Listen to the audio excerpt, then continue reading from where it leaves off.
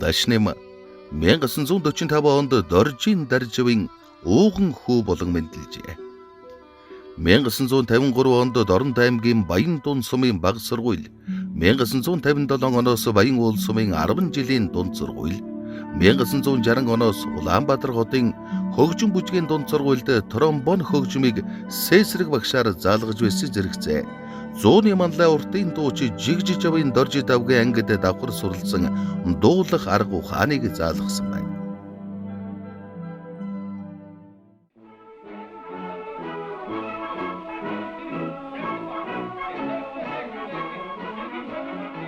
(1968 онд ардын цэрэг албан татагдан Монгол ардын армийн дуу бүжгийн ансамблд дуучнаар ажиллах болсон. 1970 онд нисгэгчийн дуу, Мичиж хүргэх алтай, Дайч нөхрийн дуу, Дайчдын аяны дуу,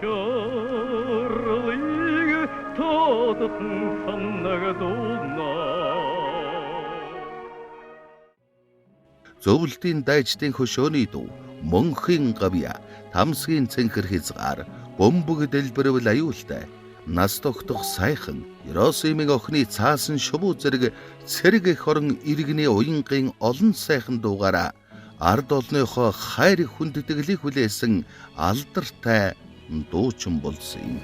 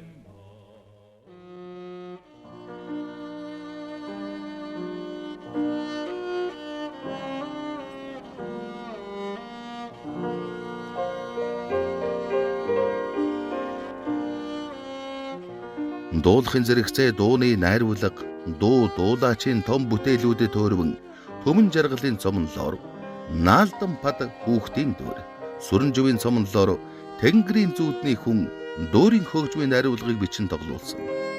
Мөн хамтаар дархалсан ялалт хар зас ротари 9 эрдэнийн орон 3 сарын 18 акапелла зэрэг олон арван найрал дууны бүтээлүүд 200 гаруй дуу, дан хөгжим гоцлол болон үндэсний цөөхөл болон симфони найрал хөгжим зориулсан уран сэтгэмж удирдгал бүтээлүүдийг төрөвсөн хөгжмийн зохиолч юм.